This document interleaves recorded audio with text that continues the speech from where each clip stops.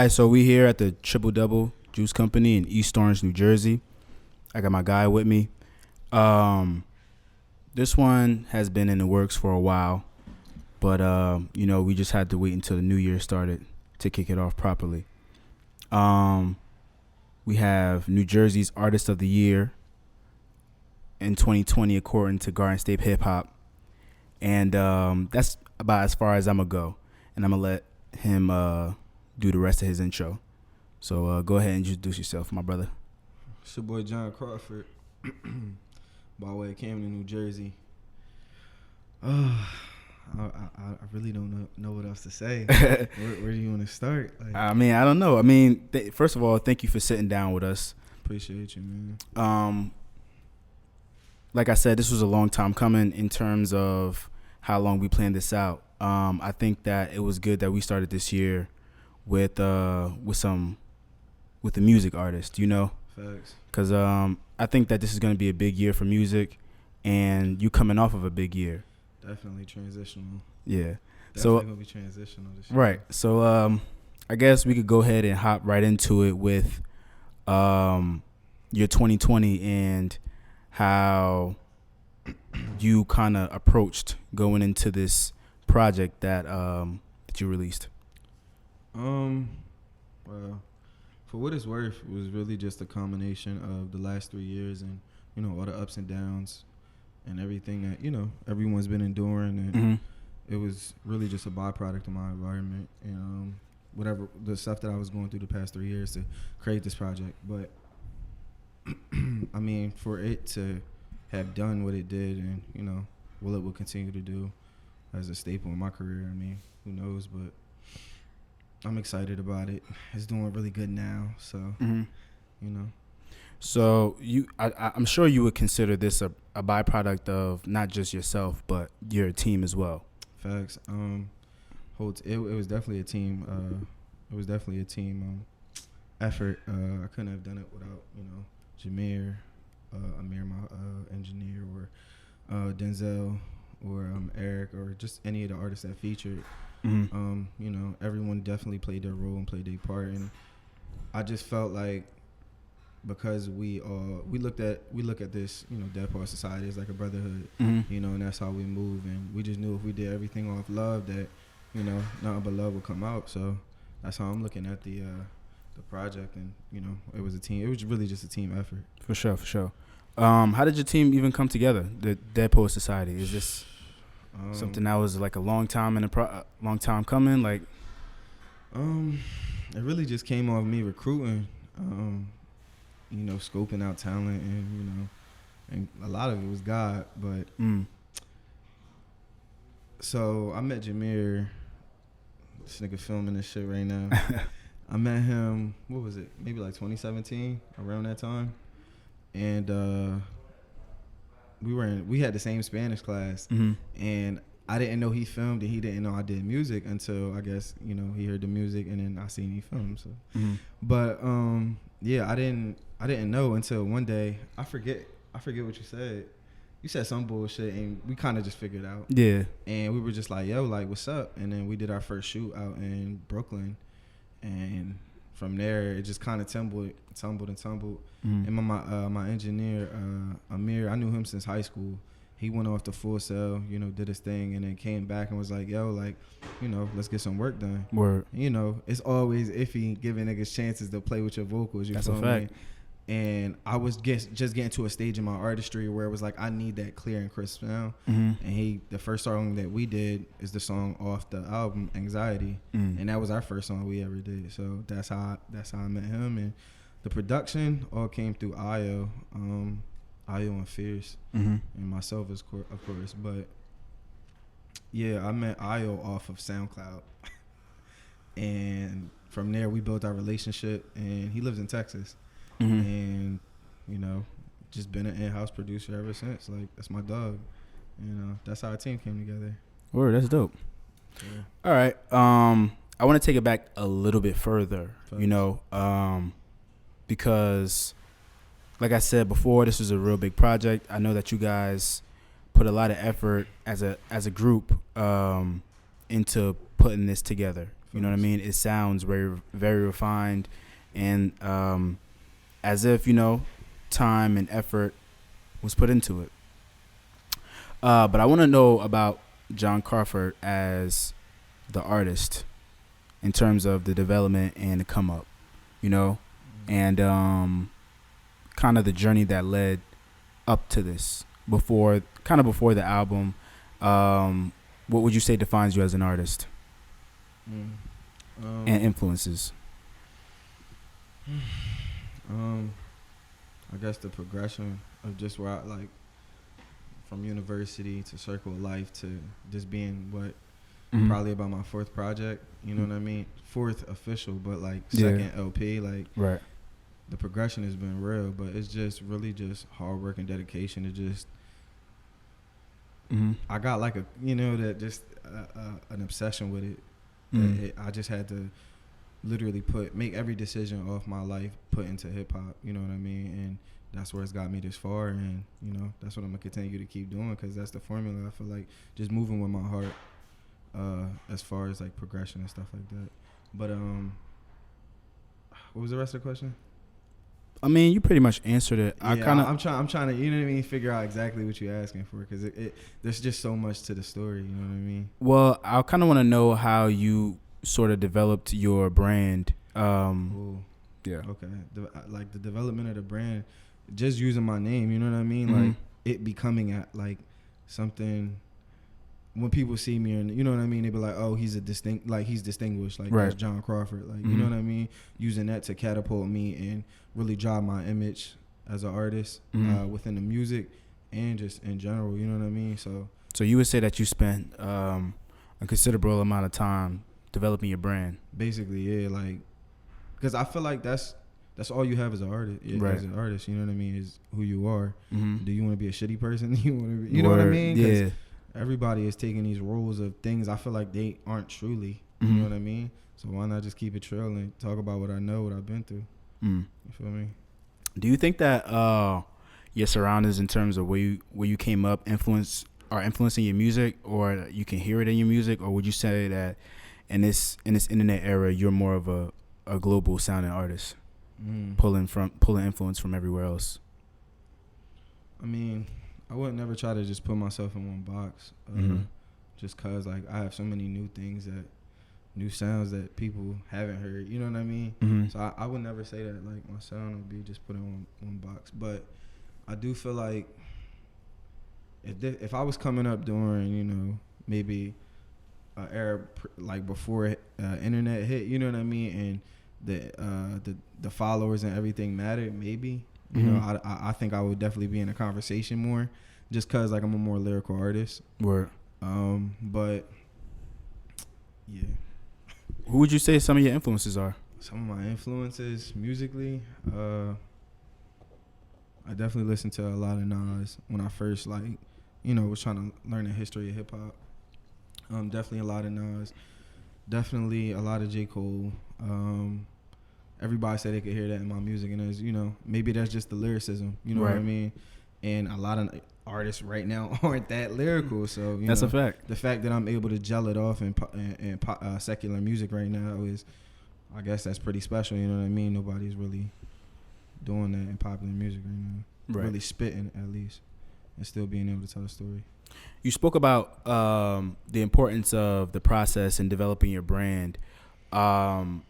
I want to talk about your vlogs and how they play a part in how you see creating content or reaching your audience and really connecting with them. The vlogs, I feel like they were meant to be intimate. You know what I mean? They were meant to hit you somewhere where you haven't been like hit in a while. You know what I mean? Yeah. I wanted it like that just because like we were capturing something so special that, you know, maybe after this things are never the same again, and you know this was our process. You know what I mean? And not for sure. And yeah, I just feel like that's just an important aspect of just having a team in general, just because you have somebody to document stuff like that for you. You know what I mean? And that's how that rolls into that.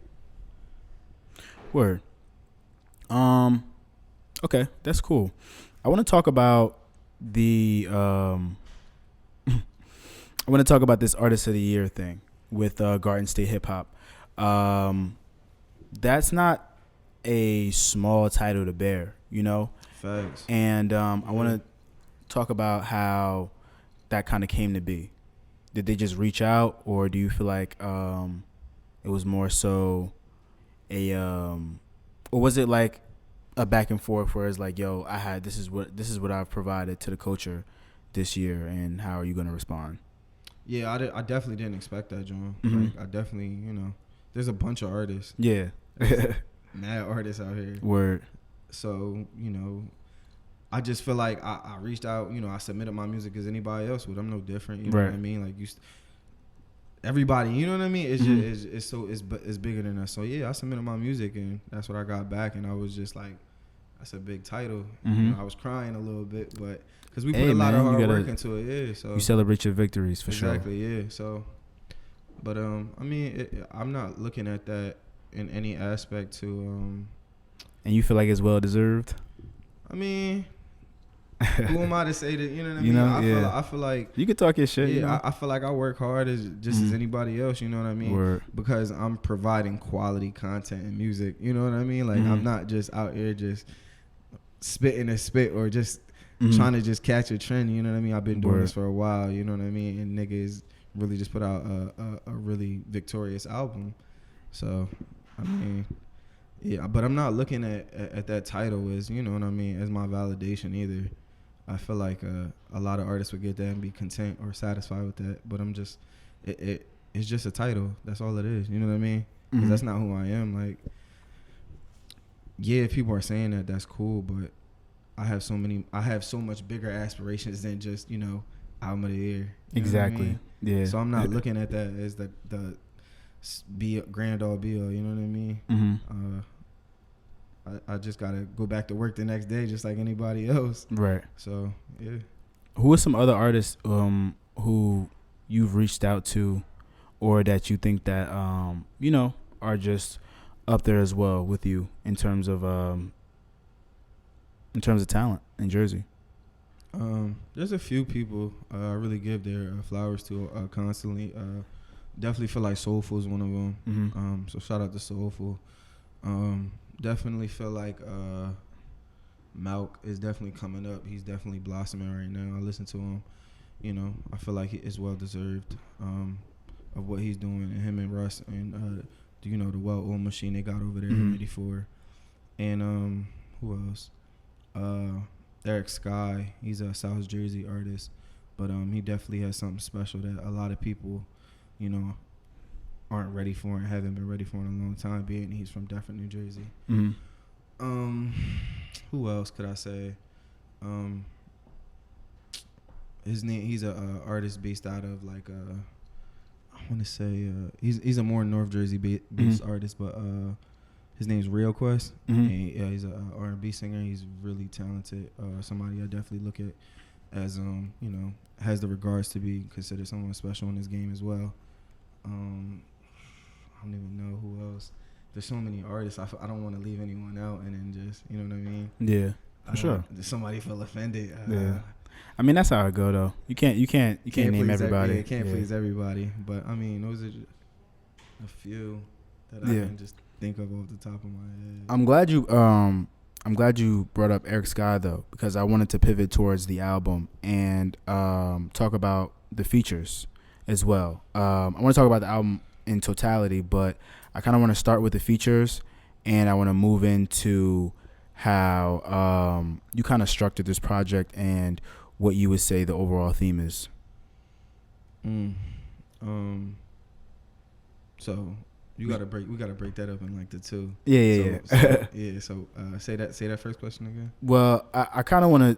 We could start with. I guess we could start with how the theme behind the project, and then how you chose your feature artists for the project.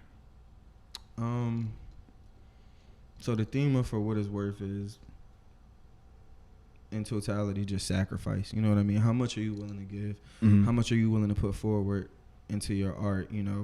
in which you just know it's gonna work. You know what I mean? Yeah. Like everyone has a goal and everyone has a dream, but everyone was not willing to risk everything that they own, or every decision based upon that. Your career path in life. Like people are fine with with certain things, and that's what, for what it's worth, is really just about just like sacrificing, just giving everything that you got to something that is gonna work out, basically. That's really that's a really good detailed theme to get into, especially in 2020. I know you said that you you said it was 3 years in the making. About 2.5, so yeah, Word. around that. And how, when it came down to choosing who would be on it, did you think that you would rather keep it close to the people who were like more so in your inner circle, or did you think that it would be better if you reached out to more people? Because I see that it's only 3 people, and it's a considerably short project as well. And with albums, you try to get in and you speak your message and you get out as clean as possible without putting too many projects on there that may not be necessary. And what goes into choosing what goes on a project and who goes on a project? So the people that I chose for my project, I mean, it just happened to be one of them that I knew, 2 of them that I had met in the making, Yeah. So I met Eric about 2019, the end of 2019, and I just heard his vocals and I was just like, yo, we just built our relationship organically. Yeah, we built our relationship organically, and it just tumbled into us making that the intro, and it was just really powerful and strong. I was like, wow, this is special, and it felt special at the time. So that's how that came to be about. Meeting Casper, I met him through a mutual friend, and just some people, they just kind of draw towards each other, and you just start talking and blah, blah, blah, blah, blah. And right. Yo, I got a beat. Yo, I got a verse. Blah, blah, blah, blah, blah. Shit going in. Shit come out. Let's make it work. Yeah. And shit just, he came in and did his verse like 10 minutes. And shit, you know what I mean? And it shit was just perfect. I was like, all right, perfect. This is as hard as I want the album to be. You know what I mean? Because it had to match the intensity of 14 racks in a way, but differently, you know what I mean? And so that's how Hustle came to be. And Bad Waheim, which is doing really well right now, that is at like, I want to say like 6,000, 7,000 joins itself. So he did his thing. I met him in high school, and he's just somebody I've always held in regard as like somebody who has talent and is special. So that's how I chose all them, my features for the project. But I just feel like, I mean, sometimes people have goals with projects, and then sometimes the features you just like, y'all meet one night and shit just come out, you know what I mean? Like, it's not even always planned, so premeditated. Yeah, it could just come together. Exactly. Do you plan on putting out a deluxe version of this project? Yo, that's crazy. That's crazy. People are asking, and I'm just like, should I? But nah, I want to leave this as its own thing, because now it's time to, like, you know what I mean? It's time to keep it moving. Yeah, exactly. Get into the development of more music and more just car rides and stuff. You know what I mean? Just stuff for the different environments. And I feel like I catered to lyricism for a long time. It'll always be part of my, my tool set. But now it's time to I want people to really feel in my production where I am emotionally at certain periods and stuff like that. So now it's time to really just catapult and really just hop in every space. So yeah, I that's where I feel like I am. That's where the next project is probably gonna go. So I don't feel like this project needs a deluxe. Well, this album came out in November. So I guess what I'm wondering is, since you don't want to put out a deluxe, do you think that the time that it took to put this project together takes away from how well, or how you receive responses from people now? Yeah, because it's like, yo, you've been doing this for definitely. so long. Is like I hear about artists who work on projects and then they go on tour, and by the time they go on tour, the album is old to them. You know what I mean? So it's like it's not like they kind of want to stay constant and stay looking forward in new music. And would you say that that's sort of aligned with how you viewing it as well? Yeah, I mean, yeah, it's a cool title to hold, but like I said, it's just a title. It don't mean nothing. Right. You know what I mean? I still am who I am at the end of the day. Like, but like you say, yeah, it gets old. Like, this project was done probably like 9 months before it released. So we've been listening to it for 9 months. Not only that, we listen to every single track, you know, every time. Yeah. You gotta listen to it over times. and over and over again. Make sure it's perfect. I mean? Exactly. So, yeah, the shit was old to me. So I'm not looking at that title. I'm like, all right, cool. Like, you know, it's a great title to have. I can brag about it. I can boast, blah blah blah blah blah. But like even outside of you receiving that award, I think that you know, it does as a creator. Even, you know, you work on something for so long, and then by the time you put it out, you focus on something else. So I guess what my question is, are you working on something else currently, or are you just sort of chilling? Like, this is your vacation time. November just passed, so you know this kind of would be like the little layover, you know, to see how your music performs and everything. I mean, I am. I am. Yeah, I've been working on, you know, the next project, just because it's like, I feel like if you want to be considered great, you have to hold that. You know, you have to hold that that statue for yourself. Like, for okay, sure. You know what I mean? Like, you have to hold that that standard to yourself. You have to be like, okay, well, if niggas is practicing 2 times a day, I gotta go practice 3 or 4. Facts. You know what I mean? So it's never no break when it comes to like just trying to be the best. Like, there's other artists who are, you know, rapping when I'm sleeping, and that alone make me mad. So I'm like, you know, like, I'm always working on something fresh, something new. I feel like every artist is, you know, especially in today's climate. Like, you say, nigga, Frank took off like, you know, 3 years in a regular, you know what I mean? Somebody come back in 3 years, you're like, shit, I forgot about that motherfucker. But, you know, we not in our era no more where, unless you're just a top tier one, you know what I mean? Like, nah, I definitely know how it go. You'll definitely fall off quick in this game. There's about, for every one of me, it's 10 mumble rap niggas, you know what I mean? Crazy. Which is kind of crazy to think about. And I'm just like, okay, if that's my ratio, then I know whatever I have to do has to be A1. You know what I mean? So people regurgitate it and receive it as like, wow, it's not oversaturating in lyricism, but it's not bad, you know, sonically. You know, beat wise and stuff like that. So it's crazy that you feel like you have to compete with like the mumble rappers, because there was a time where, you know, the lyricists and the mumble rappers didn't feel like they were in competition with each other, but we're in this era where everybody's consistently putting out projects. So it's like, if they are putting out 7 singles or 7 EPs or 3 mixtapes, 4 albums, you know what I mean? It's like, well, where's the space for my project to end up on a playlist somewhere if it's gonna be 20 of these rainbow hair guys on there? You know, like. Yeah, Mike, funny. Okay. I mean, do you feel like you in competition with these guys, or like? I feel like when you put music out at that quick of a pace, you definitely gonna burn yourself out faster. You going in the booth and saying the same thing every single day because you've been doing the same thing every single. You know what I mean? Right. Like, if that's how you're doing it, cool. But yeah, I just feel like when you move that fast at a pace, like, it's easier to burn yourself out. And I mean, I don't know what the analysis of it is, but I'm sure, you know, people who take time off to really experience life and really go through life and really write about these things that they're feeling, and not just, you know what I mean, trying to make record sales real quick. I feel like they probably have a whole, you know, a more loyal fan base, because, you know, people know that they dedicate and take time, which means their fan base will always listen to whatever they have to say. You know what I mean?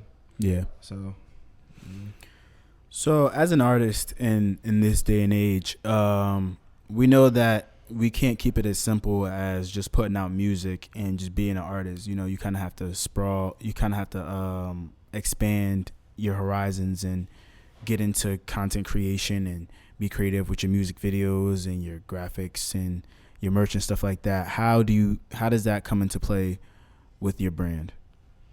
I'm definitely not just doing anything just to get a quick buck, you know what Right. I mean? But I'm definitely dabbling in a lot of areas right now, but Mm-hmm. I'm not looking at that as like a, you know, let's just jump off the roof, let's just go put some t-shirts out just cause. I definitely have a package coming out soon Word. for my little fan base and stuff like that. But I try to not pay attention to what everyone else is doing and just focus on, you know what I mean? Like what we got going on that way. I'm not looking at the numbers. I'm not looking at all these crazy things too much. If that makes sense. So No, it makes sense. Yeah, and I won't try to just follow a trend for whatever everyone else is doing, like customizing shit, and I'm not just gonna try to hop on that. You feel me? Yeah. So No, I get it. I rather when it comes out and I start doing all that stuff, it's in my light. You know what I mean? And it's exactly what I envision for myself. You know what I mean? Definitely. So. All right. Well, let's talk about 2021. What's coming? You know, like, do you think that a project is coming out this year? Definitely. Mm-hmm. Definitely not gonna take any more time off. I'm about to go on a little run and definitely come back a lot stronger, a lot harder, a lot faster. Mm-hmm. That's what she said.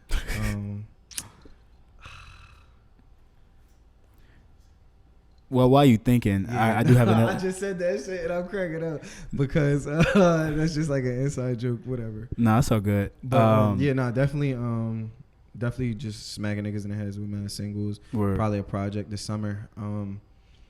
Yeah, definitely got some things in the work. The vid for 14 Racks about to drop, so that's coming soon. I know a lot of people been asking about that lead single. So yeah. How do you feel?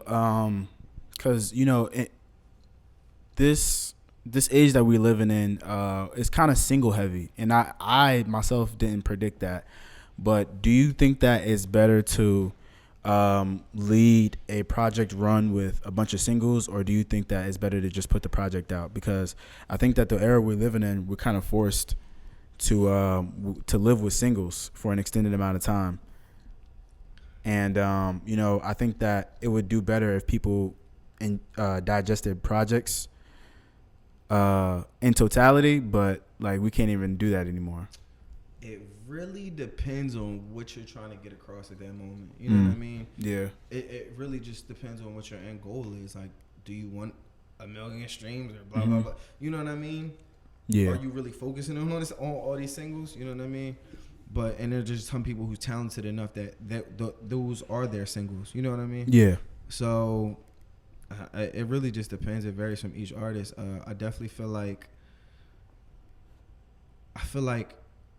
the age of listening to a project fully through and this being considered, like for what it's worth, being considered in totality makes me feel good because it lets me know that it wasn't just a jump around project. You know what I mean?